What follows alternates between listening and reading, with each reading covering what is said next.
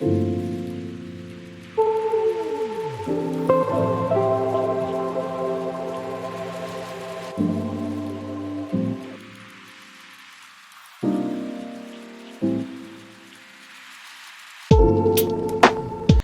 Friends, welcome back to my channel. അപ്പോൾ ഇന്ന് ചെറിയൊരു എക്സാം സ്റ്റഡി വ്ളോഗാണ് കേട്ടോ.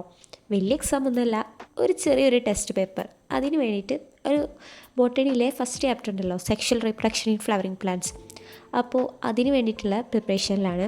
ആക്ച്വലി ഞാൻ ഈ വീഡിയോ ഇന്ന് പോസ്റ്റ് ചെയ്യും. ഇന്ന് തന്നെ ഈവനിങ് ടു നൈറ്റ് ഷൂട്ട് ചെയ്തൊരു വീഡിയോയും കൂടിയാണ് കേട്ടോ ഇത്. അപ്പോൾ ഇന്ന് തന്നെ വോയിസ് കൊടുത്ത് ഇടണം എന്നുള്ള ഒരാഗ്രഹം കൊണ്ട് ഞാനത് വീഡിയോ ഷൂട്ട് ചെയ്തു എടുത്തു, അങ്ങനെ എഡിറ്റ് ചെയ്ത് ഇടാൻ പോവാണ്. ആൻഡ് ഇതിപ്പോൾ ഷൂട്ട് ചെയ്യുന്നത് തേഴ്സ്ഡേ ഈവനിങ് ടു നൈറ്റാണ്. ആൻഡ് ഫ്രൈഡേ ക്ലാസ് ഉണ്ടാവും, എക്സാമൊക്കെ ഉണ്ടാവും വിചാരിച്ച് ഞാൻ പഠിക്കാനിരുന്നു. മീൻസ് ആ ഒരു ബോട്ടണി പഠിക്കാനിരുന്നു. ബട്ട് അതൊക്കെ പഠിച്ചു കഴിഞ്ഞ് ഞാൻ ഫോണൊന്നും എടുത്ത് നോക്കിയിട്ടില്ലായിരുന്നു. അങ്ങനെ ഒരു 9:30 ടൈമിൽ എടുത്തു നോക്കിയപ്പോഴാണ് ഞാൻ ആ സത്യം മനസ്സിലാക്കുന്നത്. എനിക്ക് നാളെയും ക്ലാസ്സില്ല guys. Monday, Tuesday, Wednesday, Thursday, ഇപ്പോൾ ഫ്രൈഡേയും ക്ലാസ്സില്ല. അതിൻ്റെ ഇടയ്ക്ക് കുറച്ച് കർക്കിടകവാവും അതിൻ്റെയൊക്കെ ലീവ് വന്നിരുന്നു. അപ്പോൾ പിന്നെ ഞങ്ങൾക്ക് റീവാലുവേഷൻ്റെ ക്യാമ്പൊക്കെ ആയിട്ട് അങ്ങനെ കുറേ ലീവ് കിട്ടിയിട്ടുണ്ട്. അപ്പോൾ ഞാൻ എന്തായാലും ഇപ്പോൾ പഠിച്ചു കഴിഞ്ഞു. ഇനിയിപ്പോൾ അത് മൺഡേ എക്സാം എഴുതാം. ഇനി വേറെ ജസ്റ്റ് ഒന്ന് റിവൈസിങ് കൂടി ചെയ്താൽ മതിയല്ലോ. അപ്പോൾ എൻ്റെ ബോട്ടണി ഒരു ഫസ്റ്റ് ചാപ്റ്റർ പഠിച്ചു കഴിഞ്ഞിട്ടുണ്ട്. അധികം ലാഗൊന്നും അടുപ്പിക്കാതെ നമുക്ക് നേരെ വീഡിയോയിലോട്ട് പോവാം. അപ്പോൾ ഞാനിപ്പോൾ ഫസ്റ്റ് എനിക്ക് കുറച്ച് ഡിഫിക്കൽട്ടായിട്ടുള്ള പോർഷൻസിൻ്റെ ക്ലാസ് കാണാനാണ് വിചാരിക്കുന്നത്. ബോട്ടണിയിൽ ഫസ്റ്റൊന്നും കുഴപ്പമില്ലാത്തൊരു പോർഷൻസാണ്. പിന്നെ ലാസ്റ്റിലേക്കൊക്കെ ചെറിയ മനസ്സിലാവാത്ത അങ്ങനെ പോർഷൻ ഉണ്ടല്ലോ, അങ്ങനെ സെല്ലിൻ്റെതും ന്യൂക്ലിയൈൻ്റെ അങ്ങനത്തെ ഒരു ഭാഗങ്ങളൊക്കെ ഉണ്ട്.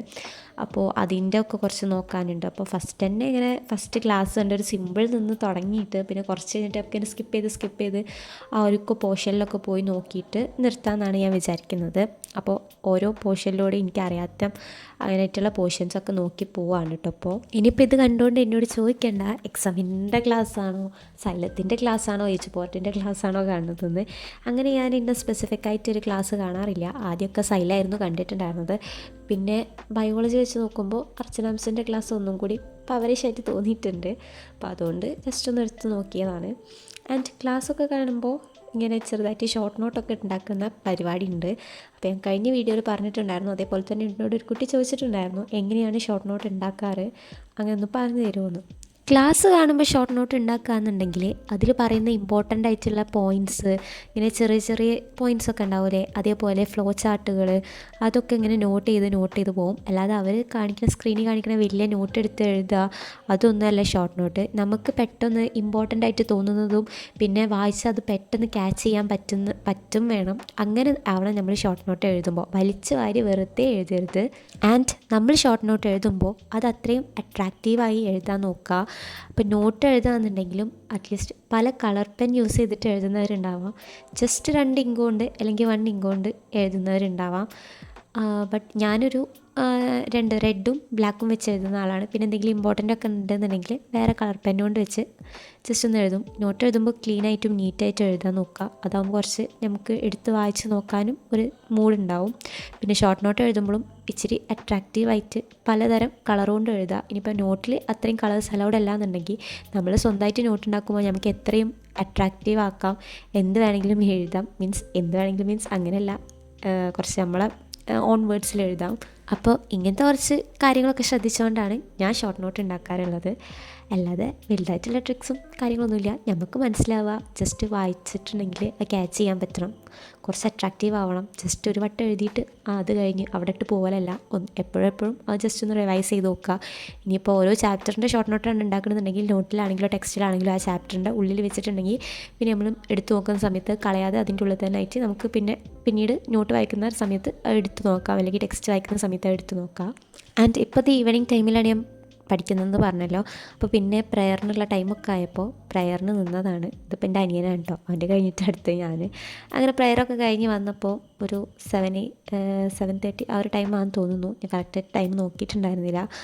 അപ്പോൾ ജസ്റ്റ് PYQസും ഒക്കെ ഒന്ന് നോക്കുകയാണ്. അപ്പോൾ HSS ലൈവ് കയറിയപ്പോൾ അവരുടെ തന്നെ വേറെ ടീച്ചേഴ്സ് തരുന്ന നോട്ട്സും ഷോർട്ട് നോട്ട്സും കാര്യങ്ങളൊക്കെ കണ്ടു. അപ്പോൾ നിങ്ങൾക്ക് ജസ്റ്റ് കാണിച്ചു തന്നതാണ്. ഞാൻ HSS ലൈവിനെ പറ്റിയിട്ട് മുമ്പ് പറഞ്ഞിട്ടുണ്ട് പല വീഡിയോസിലും. ആൻഡ് പിന്നെ ഞാൻ PYQ നോക്കിയിട്ടാണ് കയറിയത്. അപ്പോൾ PYQ കിട്ടിയിട്ടുണ്ട്. 1 മാർക്ക്, 2 മാർക്ക്, 3 മാർക്ക്, 4 മാർക്ക് എല്ലാ മാർക്സിൻ്റെയും അവർ സോർട്ട് ചെയ്തിട്ടാണ് തന്നിട്ടുള്ളത്. അപ്പോൾ നമുക്ക് ഏതൊക്കെ ക്വസ്റ്റ്യൻസ് എങ്ങനെയൊക്കെ ചോദിക്കാം, എത്രയൊക്കെ മാർക്കിന് ചോദിക്കാം എന്നുള്ളതൊക്കെ വേഗം അതിന് ക്യാച്ച് ചെയ്യാൻ പറ്റും. പിന്നെ ഇമ്പോർട്ടൻ്റ് ആയിട്ടുള്ള ഡയഗ്രാംസും നമുക്കതൊന്ന് മനസ്സിലാക്കാം. പിന്നെ എന്തെങ്കിലും ചെറിയ ചെറിയ 1 വേർഡ് ക്വസ്റ്റ്യൻസ് ഒക്കെ ഉണ്ടാവുമല്ലോ, അത് ഞാൻ ജസ്റ്റ് ഷോർട്ട് നോട്ടിലോട്ട് എഴുതിയെടുക്കുകയാണ്. ചില ഇമ്പോർട്ടൻ്റ് ആയിട്ടുള്ള ചെറിയ ചെറിയ ക്വസ്റ്റ്യൻസ് ഒക്കെ ഉണ്ടല്ലോ, വലുതൊന്നും എഴുതിയെടുക്കാൻ പറ്റില്ല. ഞാൻ പറഞ്ഞിട്ടുണ്ടായിരുന്നു നോട്ടല്ല ഷോർട്ട് നോട്ടാണ്. അപ്പോൾ ചെറിയ ചെറിയ ഇമ്പോർട്ടൻ്റ് ആയിട്ടുള്ള ക്വസ്റ്റ്യൻസ് ഒക്കെ എഴുതിയെടുത്തുകൊണ്ടിരിക്കുകയാണ്. ആൻഡ് നമ്മളുടെ അടുത്ത പരിപാടി എന്ന് പറയുന്നത് ഡയഗ്രാംസ് നോക്കലാണ്. ഞാൻ ഇന്നലത്തെ എൻ്റെ വീഡിയോയിലും കൂടി പറഞ്ഞിട്ടുണ്ടായിരുന്നു, ബയോളജി ഒരിക്കലും ഡയഗ്രാംസ് നോക്കാതെ പോകരുതെന്ന്. അത്രയും ഇമ്പോർട്ടൻ്റ് ആണ് ടെക്സ്റ്റിലത്തെ ഓരോ ഡയഗ്രാംസും. ഇനി PYQs നോക്കുകയാണെന്നുണ്ടെങ്കിൽ ആ PYQസിൻ്റെ മാത്രം ഡയഗ്രാംസ് നോക്കി പോകരുത്. കാരണം ഇത് മാത്രമേ ചോദിച്ചിട്ടുള്ളൂ, ഇനി വേറെ ഇതിൽ ചോദിച്ചതല്ലാത്ത വേറെ ഡയഗ്രാംസ് ചോദിക്കില്ല എന്ന് പറഞ്ഞ് പോകരുത്. നമ്മൾ ജസ്റ്റ് നോക്കാതെ പോകുന്ന ഡയഗ്രാംസ് വേണമെങ്കിൽ ചോദിക്കാം എക്സാം ടഫ് ആവാതുണ്ടെങ്കിൽ. അപ്പോൾ ഓരോ ഡയഗ്രാംസും അതിൻ്റെ ലാബലിങ്സ് ഒക്കെ നോക്കാം. അപ്പോൾ ഞാനിപ്പോൾ അത് ഫസ്റ്റ് ചാപ്റ്ററിൻ്റെ ടെസ്റ്റ് പേപ്പർ ആയതുകൊണ്ട് ഏത് ഡയഗ്രാമാണ് ടീച്ചർ ടെക്സ്റ്റ് ഒന്ന് ഇടാമെന്നൊന്നും പറയാൻ പറ്റില്ല. അപ്പോൾ ജസ്റ്റ് എല്ലാതും ഒന്ന് നോട്ട് ചെയ്ത് പോകുന്നുണ്ട്. അതിൻ്റെ എവിടേക്കാണ് ഏതൊക്കെ ലാബലിംഗ് ആണ് വരുന്നത് എന്നൊക്കെ ഒന്ന് ജസ്റ്റ് നോക്കി പോകുന്നുണ്ട് കേട്ടോ. ആൻഡ് നെക്സ്റ്റാണ് നമുക്ക് ആ സബ്ജക്റ്റ് ടീച്ചർ തന്ന നോട്ടൊന്ന് വായിച്ച് നോക്കാം. നമുക്ക് കുറേ ഇമ്പോർട്ടൻ്റ് ആയിട്ടുള്ള കാര്യങ്ങൾ നോട്ട് തന്നെ പഠിച്ചാൽ കിട്ടും. പിന്നെ ഒന്നും കൂടി ഡീറ്റെയിൽ ആയിട്ട് പഠിക്കണം എന്നുണ്ടെങ്കിൽ ടെക്സ്റ്റും കൂടി വായിക്കേണ്ടതാണ്. അപ്പോൾ നമുക്ക് എന്തായാലും നോട്ട് വായിച്ചാൽ തന്നെ കുറേ നമുക്ക് അറിയാൻ പറ്റും. ഇമ്പോർട്ടൻ്റ് ആയിട്ടുള്ള എല്ലാ കാര്യങ്ങളും ഞങ്ങൾക്ക് ടീച്ചർ നോട്ടിൽ എഴുതി തന്നിട്ടുണ്ട്. അപ്പോൾ അതൊക്കെ ഒന്ന് ജസ്റ്റ് വേഗം വേഗം വായിച്ച് പോവുകയാണ്. പിന്നെ അതിലും കുറച്ച് ഇമ്പോർട്ടൻ്റ് ആയിട്ടുള്ള ടെക്സ്റ്റ് നിർത്ത് വരച്ച ഡയഗ്രാംസ് ഉണ്ട് ഏറ്റവും ഇമ്പോർട്ടൻ്റ് ആയിട്ടുള്ളത്. അപ്പോൾ അതും കൂടി ഒന്ന് നോക്കുന്നുണ്ട്. അങ്ങനെ കുറച്ച് നേരം കൂടി ആ നോട്ടൊക്കെ ഒന്ന് വായിച്ച് ഫുള്ളൊന്ന് വായിച്ചതിൻ്റെ ശേഷം ഒന്നും കൂടി PYQs നോക്കാമെന്ന് വിചാരിച്ചു. ആൻസർ ചെയ്യാൻ പറ്റുന്നുണ്ടോ, ഓരോ ചെറിയ ഇപ്പോൾ ഒബ്ജക്റ്റീവ് ടൈപ്പ് ആയാലും ഡിസ്ക്രിപ്റ്റീവ് ടൈപ്പ് ആയാലും നമുക്ക് ആൻസർ ചെയ്യാൻ പറ്റുന്നുണ്ടോ, ജസ്റ്റ് എല്ലാ ക്വസ്റ്റ്യൻസും ഒന്ന് വായിച്ച് നോക്കി. എന്തെങ്കിലും റിപ്പീറ്റഡായി ചോദിക്കുന്നുണ്ടോ എന്നൊക്കെ ഒന്ന് നോക്കി. അപ്പോൾ അതിന് നമുക്ക് ജസ്റ്റ് ഒന്ന് വിശന്നിട്ടോ, ഒരു 9 മണി ആ ടൈമൊക്കെ ആയപ്പോൾ നമ്മൾ ഡിന്നർ കഴിക്കാൻ പോയി. ആൻഡ് ഇന്ന് ഗീ റൈസ് ആൻഡ് ബീഫ് കറി ആയിരുന്നു. അപ്പോൾ അതൊക്കെ ഒരു അടിയടിച്ച് നമ്മൾ. പിന്നെ മാത്സ് നോട്ട് എനിക്ക് കംപ്ലീറ്റ് ആക്കാണ്ട്, ഞാൻ പറഞ്ഞിട്ടുണ്ടായിരുന്നു കുറച്ച് നോട്ട് എനിക്ക് കംപ്ലീറ്റ് ആക്കാണ്ടെന്ന്. അതിൽ ഏറെക്കുറെ നോട്ട്സ് ഞാൻ കംപ്ലീറ്റ് ആക്കി. ഇനി മാത്സ് ഒരു 9 പേജും പിന്നെ കെമിസ്ട്രി 2 പേജും ഉള്ളൂ കേട്ടോ. അതിപ്പോൾ ഇന്ന് തന്നെ ഇരുന്ന് തീർക്കാനുള്ളതേ ഉള്ളൂ. ആൻഡ് അതോടുകൂടി എൻ്റെ നോട്ട്സ് ഫുൾ കംപ്ലീറ്റഡ് ആണ്. അതിൻ്റെ ഇടയ്ക്ക് ഞാനൊരു ലീവ് എടുത്ത് വയ്യാതായിട്ട് ലീവ് എടുത്തതിൻ്റെതും അത് പെൻഡിങ് ആക്കി വെച്ചതിൻ്റെ പണിയാണ് എനിക്കിപ്പോൾ കിട്ടിയിട്ടുള്ളത്.